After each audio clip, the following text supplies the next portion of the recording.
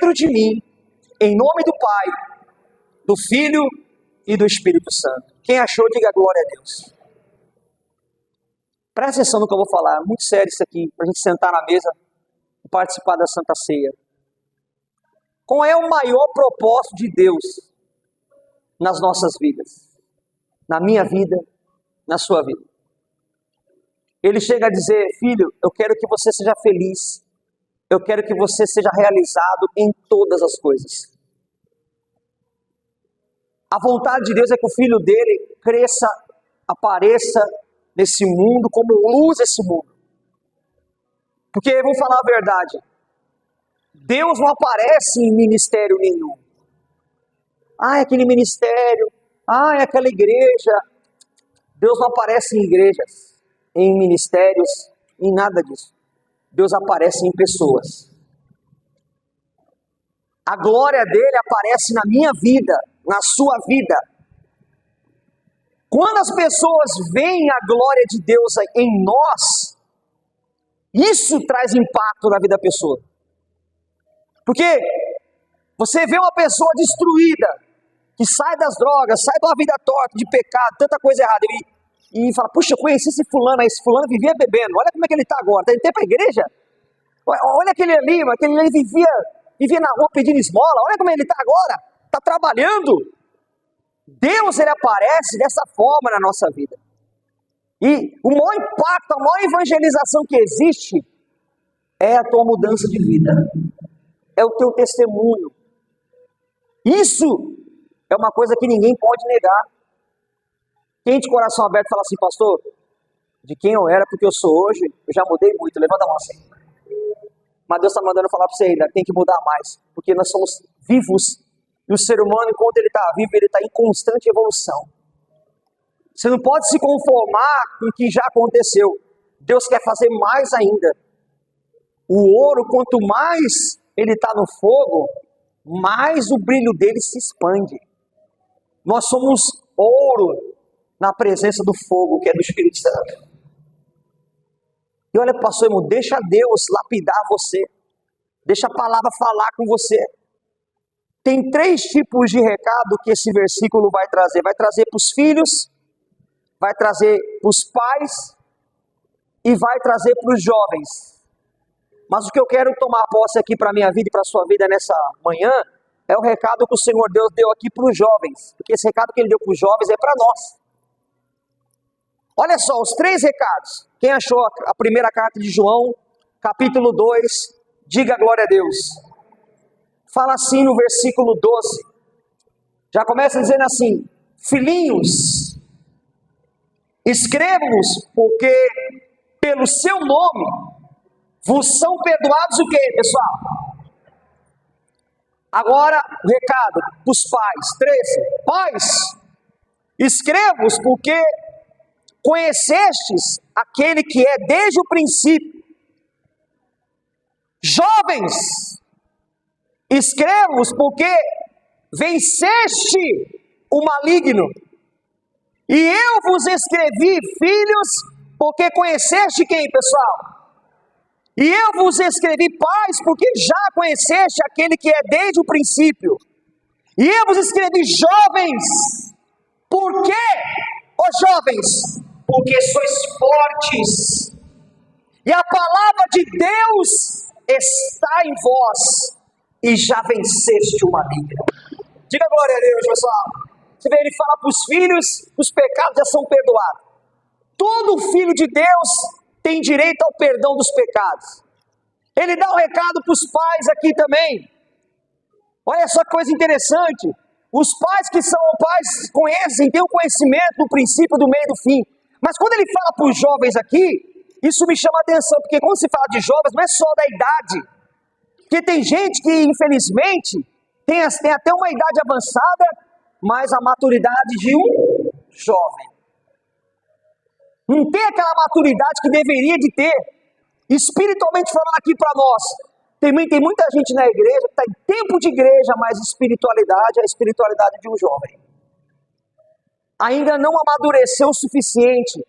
E nós jovens, espiritualmente falando, temos uma dificuldade de entender isso. Entender o quê, pastor? Você é forte. Levanta a mão, receba essa palavra aqui agora. Não deixa nada te derrubar, sabe por quê? Porque você é forte. Diga ao fraco, levanta a mão e diga, eu sou forte. E a Bíblia diz, não sou eu, é a palavra, você já venceu o maligno. Pastor, mas quando é que eu venço o maligno? Posso falar quando? Hein, pessoal? É quando a palavra de Deus está em você. Quando a palavra de Deus está dentro de você, ó, quando essa palavra aqui está morando dentro do seu coração, você se torna forte, você se torna invencível. O diabo não consegue vencer uma pessoa que tem a palavra de Deus dentro dela. Lembra Jesus quando foi levado ao deserto para ser tentado? Eu podia pegar lá como exemplo de Mateus 4. Lá fala, se você ler na sua casa, Mateus capítulo 4, Jesus foi levado ao deserto pelo Espírito a ser tentado. E quando chegou lá no deserto, o diabo o tentou. Foi 40 dias e 40 noites de tentação. O diabo fez de tudo para Jesus desistir do propósito. Ou seja, o que o diabo queria? O diabo queria arrancar a palavra do coração de Jesus. Queria tirar. Ele levou o Senhor Jesus no pináculo do templo, lá no pináculo, no alto, e falou assim, olha, tá vendo esse mundo todo? Tudo isso eu vou te dar. Porque a glória desse mundo me pertence. Eu vou dar a glória desse mundo para o Senhor. A única coisa que eu quero é isso. Esqueça essa sua missão. Se prostra diante de mim e me adora. E eu vou fazer esse povo todo te adorar. Sem você precisar se sacrificar.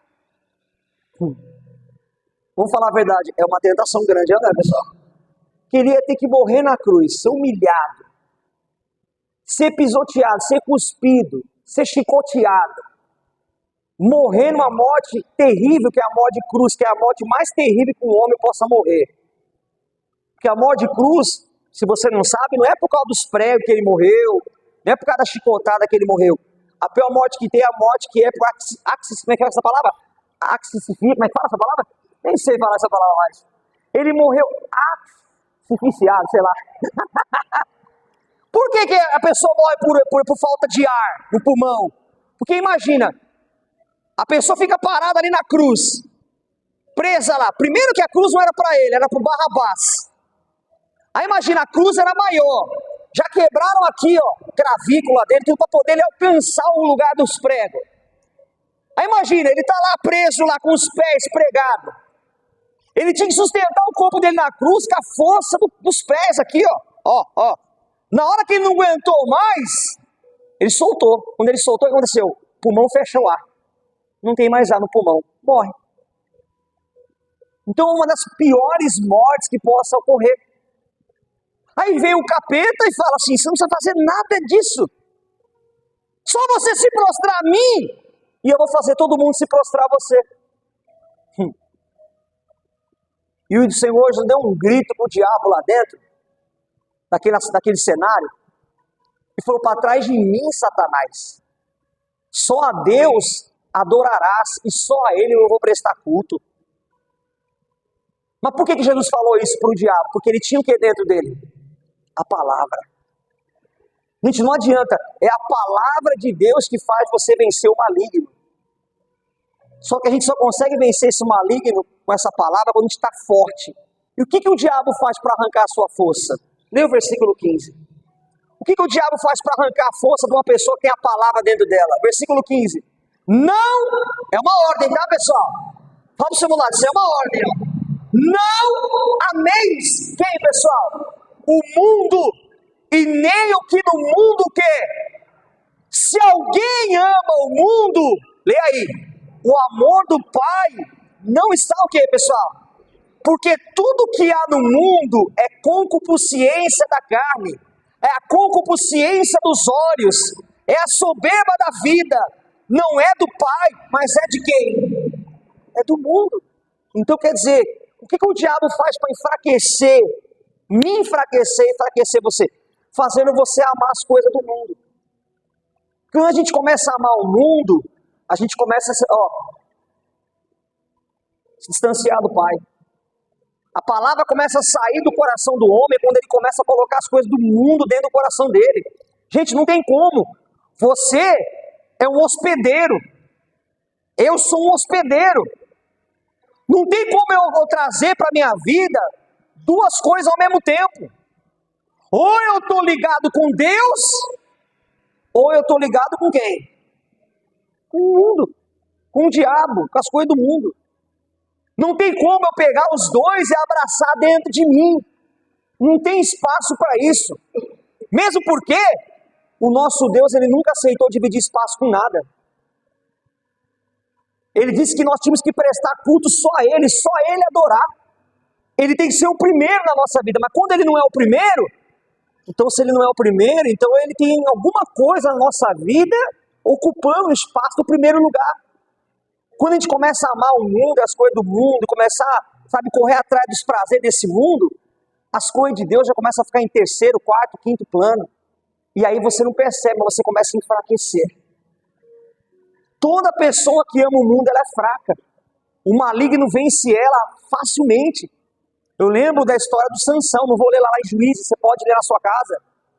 Se você pegar lá a história de Sansão, a partir do capítulo 13, você vai ver lá um homem forte, um homem que tinha a promessa de Deus dentro dele, um homem era narizeu de Deus desde o ventre, um homem separado para Deus, uma força que não era dele, era de Deus.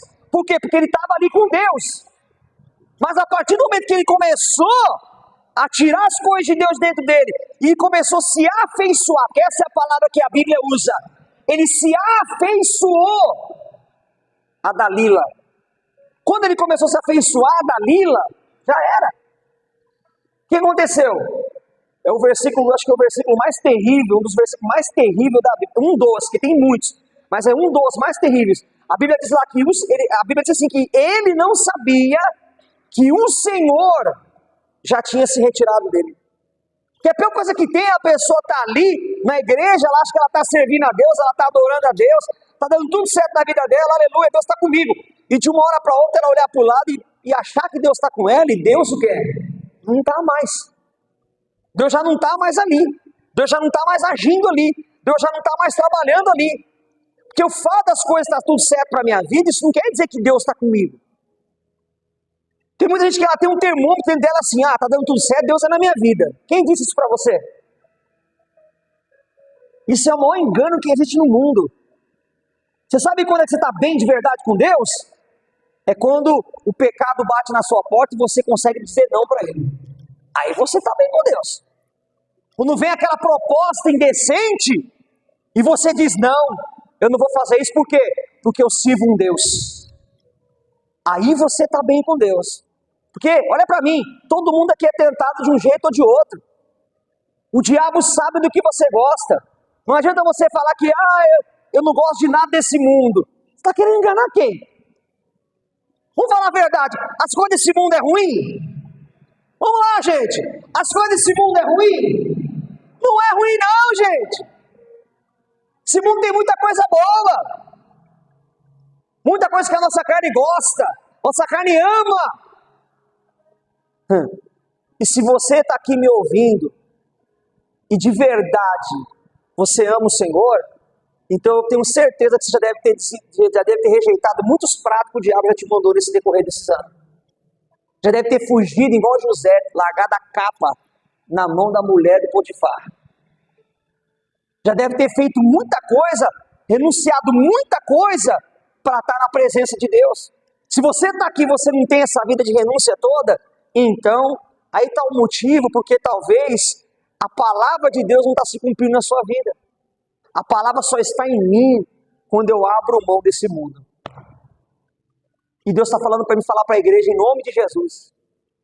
Abra mão do que for possível, necessário desse mundo. Porque eu vou falar para você, esse mundo nunca vai ter mais para você do que esse Deus maravilhoso. Levanta a mão, receba o que eu estou falando aqui. A palavra de Deus diz para mim e para você, se nós estivermos nela, nós já vencemos o maligno. Se a palavra estiver dentro de você, olha pastor, não tem demônio que vai te vencer. Sabe qual a maior alegria de uma pessoa estar na presença de Deus? É vencer o diabo. É vencer a sua carne. É vencer, sabe, as suas vontades. é conseguir olhar na cara da tentação e dizer não. Por que eu não vou dizer não para você? Porque eu não tenho nada contigo. Eu não tenho vida com você. Eu não tenho laço nenhum com você. E é isso que Deus está querendo da igreja. Deus quer que você seja forte diante das suas tentações. Seja forte diante do maligno. Não seja fraco como Caim foi. Não seja fraco como Sansão foi. Não seja fraco que nem o Saul foi. O Saul foi muito fraco. Não seja fraco. Entende uma coisa. Não é que você vai vencer o maligno. Você já venceu ele. Quem está recebendo o que eu estou falando? E nós vamos participar agora dessa ceia. O que você vai falar para Deus? Eu quero força. Eu quero força. Para quê? Para vencer minha carne. Eu quero força. Olha, pastor Ângelo, talvez você está aqui me vendo e você fala, pastor, tem muita tentação ainda que eu não consegui dizer não para ela. Mas em nome de Jesus, depois que você participar dessa ceia, você vai receber força. Para quê? Para dizer não para as coisas desse mundo sujo aí fora. Porque a melhor coisa que tem é você saber, sabe o quê? Que a palavra está dentro de você, que Deus está com você. E quando você andar, onde você estiver, onde você pisar o pé, a presença de Deus vai estar andando na sua vida. Deus vai estar trabalhando em você de manhã, levanta a mão. Vai estar trabalhando em você de tarde, vai estar trabalhando em você de noite. Como é gostoso saber que Deus está na nossa vida. E para não ficar só no meu comentário, Mateus capítulo 4, a gente vai fazer a oração que Jesus falou aqui para o diabo. Mateus capítulo 4. Mateus 4. Mateus capítulo 4. Grava isso aqui, ó.